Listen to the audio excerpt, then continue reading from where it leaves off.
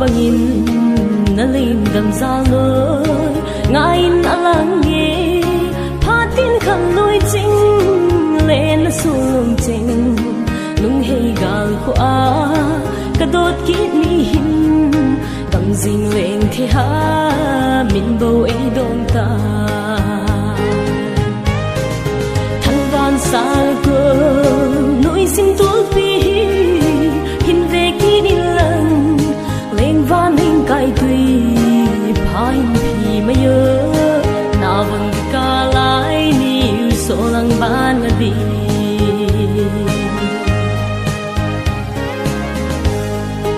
atui va bang mom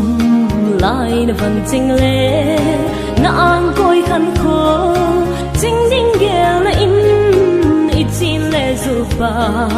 lung lai mi bang si lon hlin a lung nge la mang hin do do na lung hai mong na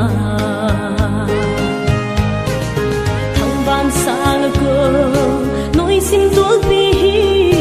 hin ve ki in lang leng van ning kai tui ha hin phi ma yo na vang ka lai ni so lang ban na di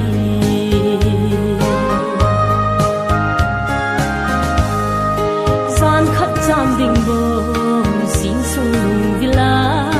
vai kun thei lo pa tuai ti hita ma chun le zu kim van dei ngai ching bo gul pi ding zo lo gul lai lim bang hin hei zo na ving em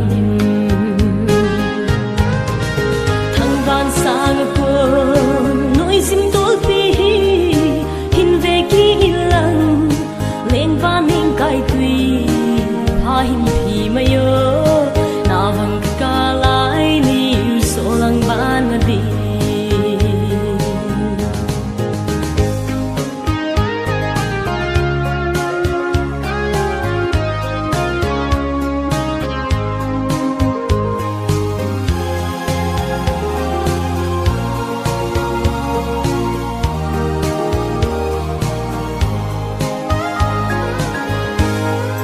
sun khu gian khu lung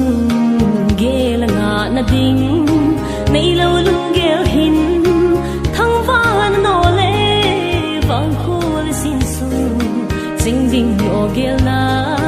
lai lung ka ne me chung pa thi nin so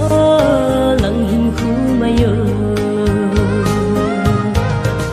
thang van sa ko noi sim tul pi hin ve ki in lang len van ning kai tui pha hin